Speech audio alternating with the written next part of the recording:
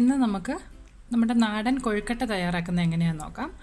ഇത് ചിലർക്കൊക്കെ കൊഴുക്കട്ട ഉണ്ടാക്കുമ്പോൾ അങ്ങ് വല്ലാണ്ട് കട്ടിയായി പോകാറുണ്ട്. അപ്പോൾ അങ്ങനെയൊന്നും ആകാതെ നല്ല സോഫ്റ്റ് ആയിട്ടുള്ള കൊഴുക്കട്ട എങ്ങനെയാണ് തയ്യാറാക്കുന്നതെന്ന് നോക്കാം.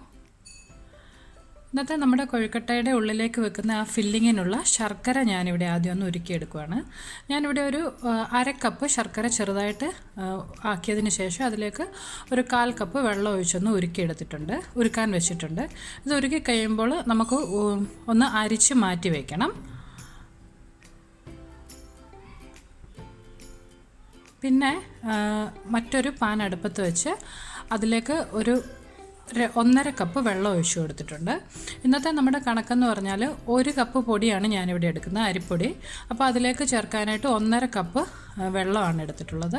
അതിലേക്ക് ആവശ്യത്തിന് ഉപ്പും ഒരു ടേബിൾ സ്പൂൺ നെയ്യും ഒന്ന് ചേർത്ത് കൊടുത്തിട്ടുണ്ട്.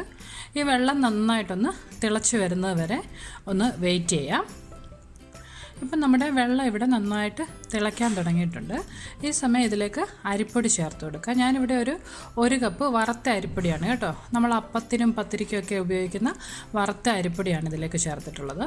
ഇത് ഈ വെള്ളത്തിലേക്ക് ചേർത്ത് നന്നായിട്ടൊന്ന് ഇളക്കി യോജിപ്പിച്ചെടുക്കണം. ഈ അരിപ്പൊടി കുറച്ച് നേരം ഒന്ന് ഇളക്കി കഴിയുമ്പോൾ ആ വെള്ളം എല്ലാം വലിച്ചെടുത്ത് നല്ല തിക്കായിട്ട് വരും. ഇതിപ്പോൾ നല്ല തിക്കായിട്ട് വന്നിട്ടുണ്ട്. ഇത് ഒരല്പസമയം കൂടി ഒന്ന് യോജിപ്പിച്ച് ആ വെള്ളം എല്ലാ ഭാഗത്തും ആയി കഴിയുമ്പോൾ നമുക്കൊന്ന് അടച്ച് മാറ്റി വയ്ക്കണം. ഒരു 5 മിനിറ്റ് നമുക്കിതൊന്ന് അടച്ച് മാറ്റി വയ്ക്കാം. പിന്നെ ഈ അരിപ്പൊടി ഒന്ന് അതിൻ്റെ ആ ചൂടൊന്ന് മാറി വരുന്ന സമയം കൊണ്ട് നമുക്കിതിലേക്കുള്ള ഫില്ലിംഗ് ഒക്കെ ഒന്ന് തയ്യാറാക്കാം. അപ്പോൾ അതിനുവേണ്ടി ഇവിടെ ഒരു പാൻ അടുപ്പത്ത് വെച്ച് നമ്മൾ ആദ്യം ഉരുക്കിയെടുത്തിട്ടുള്ള ശർക്കര പാനി ഇതിലേക്കൊന്ന് ഒഴിച്ചു കൊടുക്കുകയാണ്.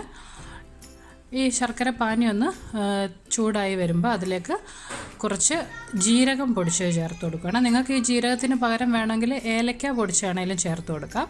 ഓരോരുത്തരുടെ ഇഷ്ടത്തിനനുസരിച്ച് ആ ടേസ്റ്റ് അഡ്ജസ്റ്റ് ചെയ്യണം. ഇത് നന്നായിട്ടൊന്ന് യോജിപ്പിച്ച് ഒന്ന് തിളച്ച് വരുമ്പോൾ ഇതിലേക്ക് തേങ്ങ നമുക്ക് ചേർത്ത് കൊടുക്കണം.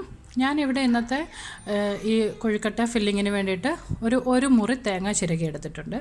ഇത് ഏകദേശം ഒരു കപ്പോളം ഉണ്ട്. ഇത് ഈ ശർക്കര പാനിയുമായിട്ട് നന്നായിട്ടൊന്ന് യോജിപ്പിച്ച് മിക്സ് ചെയ്തെടുക്കണം. ആ ശർക്കര പാനിയും തേങ്ങയും കൂടെ നന്നായിട്ട് യോജിച്ച് ഒന്ന് കുറുകി തിക്കായി ആ വെള്ളമയം എല്ലാം പോകുന്നവരെ നമുക്ക് നന്നായിട്ടൊന്ന് ഇളക്കി കൊടുത്തുകൊണ്ടിരിക്കാം. ഒരല്പസമയം ഒന്ന് തിളപ്പിച്ച് കഴിയുമ്പോൾ ആ വെള്ളമയം എല്ലാം ഒന്ന് മാറി കിട്ടിയിട്ടുണ്ട്. ഇതിനി നമുക്ക് തീ ഓഫ് ചെയ്ത് അടുപ്പിൽ നിന്ന് മാറ്റാം.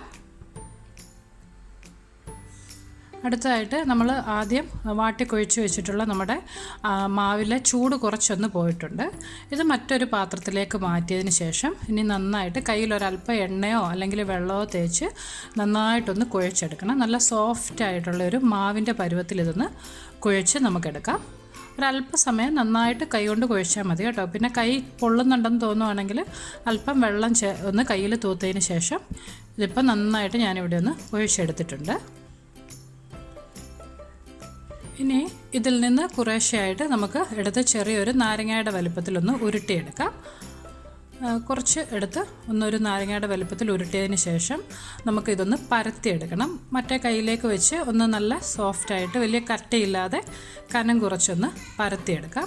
അതിനുശേഷം നമ്മൾ ആദ്യം തയ്യാറാക്കി വെച്ചിട്ടുള്ള നമ്മുടെ തേങ്ങയുടെ ഫില്ലിങ്ങിൽ നിന്ന് കുറച്ച് ഇതിലേക്കൊന്ന് വെച്ച് കൊടുക്കണം. ഞാനിപ്പോൾ ഇതൊന്ന് നന്നായിട്ട് പരത്തിയെടുത്തതിന് ശേഷം അതിലേക്കൊരു 1.5-2 ടേബിൾ സ്പൂണോളം ആ ഫില്ലിംഗ് ഒന്ന് വെച്ച് കൊടുക്കുന്നുണ്ട്. അതിനുശേഷം ഇത് 2 സൈഡും നന്നായിട്ടൊന്ന് ഇങ്ങനെ സീൽ ചെയ്തെടുക്കണം. ഞാൻ ഈ കാണിക്കുന്ന പോലെ ഒന്ന് 2 സൈഡും കൂടി ഒന്ന് യോജിപ്പിച്ചെടുത്താൽ മതി. ഇത് നന്നായിട്ടൊന്ന് യോജിപ്പിച്ചതിന് ശേഷം നമുക്കിതൊന്ന് ഉരുട്ടിയെടുക്കാം. ആ കൊഴുക്കട്ടയുടെ പരുവത്തിൽ ഒന്ന് ഉരുട്ടിയെടുത്തിട്ടുണ്ട് ഇതിപ്പോൾ. ഇതുപോലെ തന്നെ നമുക്ക് ബാക്കിയുള്ള മാവും ഒന്ന് കൊഴുക്കട്ടകളാക്കിയെടുക്കാം. ഞാൻ ഇന്നിവിടെ എടുത്തിട്ടുള്ള ഈ 1 കപ്പ് പൊടി കൊണ്ട് എനിക്ക് ഏകദേശം ഒരു 10 കൊഴുക്കട്ടയാണ് ആക്കാൻ പറ്റിയിട്ടുള്ളത്. ഇതിനെ നമുക്ക് ഒന്ന് സ്റ്റീം ചെയ്തെടുക്കണം. അതിന് വേണ്ടിയിട്ട് ഇവിടെ അടുപ്പിൽ ഒരു സ്റ്റീമർ വെച്ച് അതിലൊരു തട്ട് വെച്ച് കൊടുത്തിട്ടുണ്ട്. ഇതൊന്ന് അടിയിലുള്ള വെള്ളം നന്നായിട്ടൊന്ന് തിളച്ച് ആവി വരാൻ തുടങ്ങുമ്പോൾ അതിലേക്ക് നമ്മൾ തയ്യാറാക്കി വെച്ചിട്ടുള്ള ആ കൊഴുക്കട്ടകളെല്ലാം ഒന്ന് വെച്ച് കൊടുക്കാം. ഒരേ സമയം ഒരു 5-6 എണ്ണം വെച്ച് നിങ്ങളുടെ കയ്യിലുള്ള പാത്രത്തിൻ്റെ വലുപ്പത്തിനനുസരിച്ച് കൊഴുക്കട്ട വെച്ച് കൊടുക്കുക കേട്ടോ. ഇതിനി നമുക്ക് അടച്ച് വെച്ച് ഒരു 15 മിനിറ്റ് ഒന്ന് ആക്കിയെടുത്തിട്ടുള്ളതാണിത്. നമ്മുടെ കൊഴുക്കട്ട ഇപ്പോൾ ഒരു 15 മിനിറ്റ് കൊണ്ട് തന്നെ വെന്ത് കിട്ടിയിട്ടുണ്ട്. നല്ല സോഫ്റ്റ് ആയിട്ടുള്ള കൊഴുക്കട്ട ഇവിടെ തയ്യാറായിട്ടുണ്ട്. അപ്പോൾ എല്ലാവരും ഇത് ട്രൈ ചെയ്ത് നോക്കുക. അതുപോലെ നിങ്ങൾക്ക് റെസിപ്പീസൊക്കെ ഇഷ്ടമാകുന്നുണ്ടെങ്കിൽ നിങ്ങൾ മറക്കാതെ അന്നൂസ് റെസിപ്പീസ് എന്നുള്ള എൻ്റെ യൂട്യൂബ് ചാനൽ സബ്സ്ക്രൈബ് ചെയ്യണം കേട്ടോ. നമുക്കപ്പോൾ മറ്റൊരു റെസിപ്പിയുമായിട്ട് വീണ്ടും കാണാം. ബൈ.